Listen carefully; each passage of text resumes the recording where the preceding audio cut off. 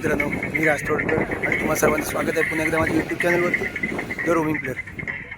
तर परवाच्या दिवशी आपण पावसला खेळलो आणि सेमीफायनलमध्ये गेलो होतो.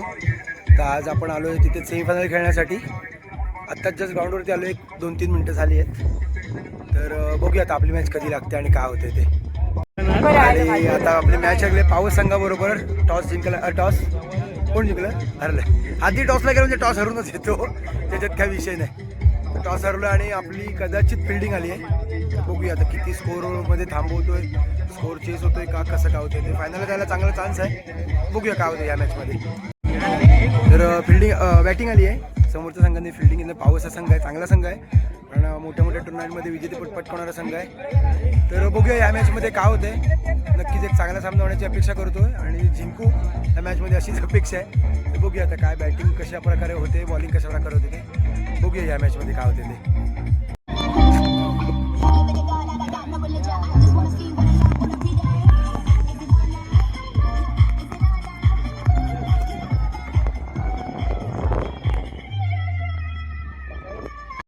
इरफान नाकवा, पावसचा उगवता सितारा, हार्ड हिटर, फलंदाज प्लस गोलंदाज. यावेळेस मध्ये पहिलं चेंडू इथे मात्र प्रहार केला गेला पहिल्या चेंडूवरती.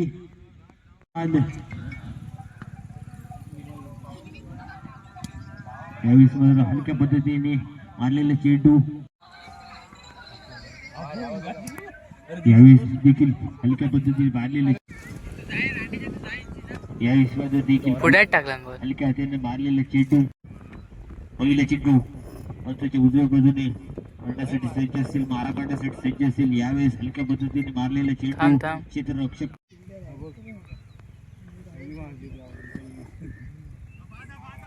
यावेळेस मात्र हलक्या पद्धतीने मारलेले. गौरव याच्यासाठी उजव्या हाताचा फलंदाज, उजव्या हाताचा गोलंदाज. यावेळी मध्ये जोरदार प्रहार केला गेला. चेंडूला चौथा चेंडू खेळण्यासाठी सज्ज असेल. यावेळेस मात्र क्षेत्ररक्षकाने प्रहार करतात वसीम याच्या गोलंदाजीवर. यावेळेस मात्र दिशेने जात असताना वसीम याचा खेळण्यासाठी सज्ज असेल तो म्हणजे हादी. यावेळेस मात्र शिवची सुंदर गोलंदाजी आपल्या संघासाठी. त्यांना चौथा चेंडू हलक्या पद्धतीचा चेंडू. चेंडू मागे पुढचा चेंडू. यावेळेस हलक्या पद्धतीने मारलेला चेंडू. क्षेत्ररक्षक चेंडू खाली येत असताना 2 धाव रोखू शकले नाहीयेत. धावसंख्या 2 निवड. अहमद प्रतीक पहिला चेंडू नाही कोण नाही. अहमद येतोय खेळ मागे, खेळ का होऊ शकला नाहीये. 2 धाव रोखू शकले नाहीये. पुढचा चेंडू टाकण्यासाठी सज्ज असेल. यावेळेस मात्र मारलेले चेंडू खेळ होईल का. हुजेब येतोय इथे मात्र उत्कृष्ट. पुढचा चेंडू टाकण्यासाठी सज्ज असेल. तिसरा चेंडू अहमद दाखवा. यावेळेस मात्र थोडस बीट केलेले उजव्या हाताचा फलंदाज तसेच उजव्या हाताचा गोलंदाज सामना करण्यासाठी सज्ज असेल. यावेळेस मात्र सुपर चेंडू देखील 1 धाव रोखू शकले. धाव देखील पूर्ण धाव समाचार घेतात ही चेंडूवरती.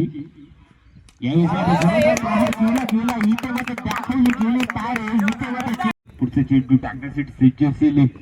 मारलेला चेंडू 1 धाव रोखू शकले नाही. तर झाली आत्ताच मॅच मित्रांनो. थोडासा स्कोर कमी झाला, 36 रन झाले होते. पण तरी पण 36 रनची वर मॅच पावसारख्या संघाबरोबर बनली होती. पण आमच्या हादीने पहिल्या 3 मॅचमध्ये चांगली बॉलिंग केलं आणि या मॅचमध्ये नेमके 2 षटकार घाललं आणि त्याच्यामुळे जरासा मॅचमधून बाहेर आलो. पण तरी पण 12 बॉल 9 रन्स हवे असताना पण मॅच माझ्यावरला निघाली असती. पण मिसफिल्डमुळे एक बाउंड्री गेली आणि शेवटच्या ओव्हरला 4 रन्स फक्त राहिले, म्हणजे 1 रन्सच गेला होता पुढे. तर हरलो आता सेमीफायनल मॅच. ह्या वर्षातली ओव्हरऑल अंडरआर्म अशी सगळी मिळून 9वी की 10वी सेमीफायनल हरलो आहे. त्यामुळे काय आता नशिबात होते झालं म्हणायचं.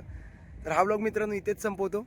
जे कोणी आपल्या चॅनलवरती नवीन असेल त्यांनी आपल्या चॅनलला सबस्क्राईब नक्की करा आणि ज्यांना क्रिकेटचे व्लॉग्स आवडत असेल त्यांनी या व्लॉग्सला लाईक आणि शेअर नक्की करा.